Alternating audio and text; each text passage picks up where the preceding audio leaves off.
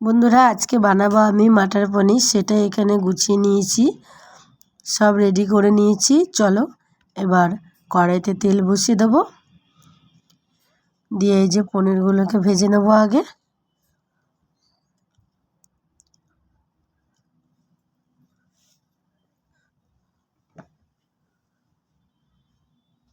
তোমরা কে কে মাটার পনির খেতে ভালোবাসো অবশ্যই কিন্তু কমেন্টে জানাবে।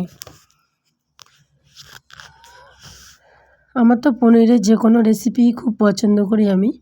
দেখো পনিরগুলো ভাজা হয়ে গেছে, এবার আলুগুলো কেটে রেখেছিলাম, এই আলুগুলো লবণ হলুদ দিয়ে ভেজে নেব। নতুন বন্ধুরা যারা ভিডিওটা দেখছো অবশ্যই একটা লাইক কমেন্ট করে পাশে থাকবে, চ্যানেলটাকে সাবস্ক্রাইব করে দেবে, আমিও তোমাদের পাশে থাকবো।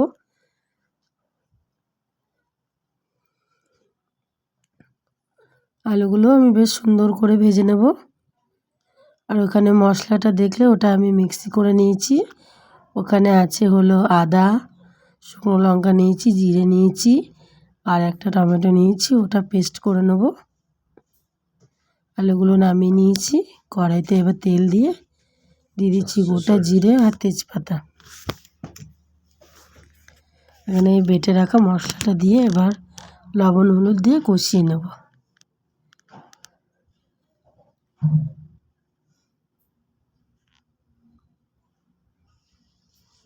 একটু লঙ্কার গুঁড়ি দিয়ে দিলাম।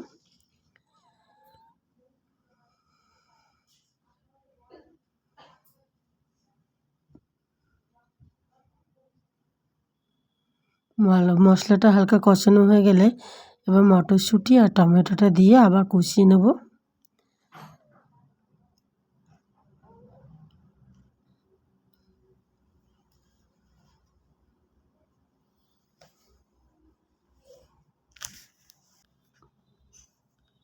কার সাথে কথা বলছিস?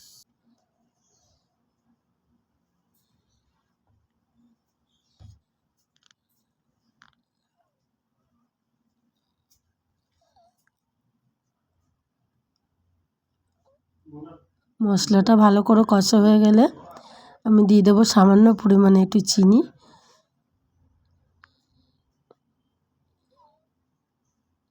এবার দিয়ে দেবো ভেজে রাখা আলুগুলো।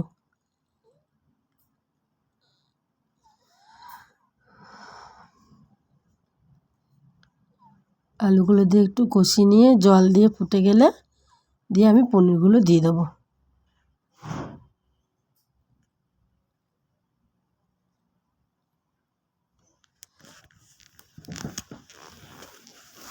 ভাত, রুটি, কচুরি, লুচি যার সাথে খাও খেতে কিন্তু খুব ভালোই লাগে।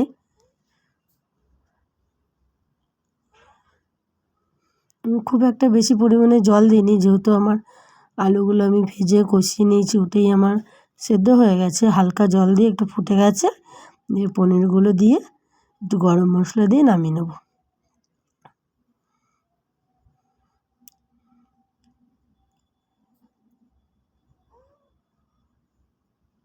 গরম মশলা দিয়ে দিলাম।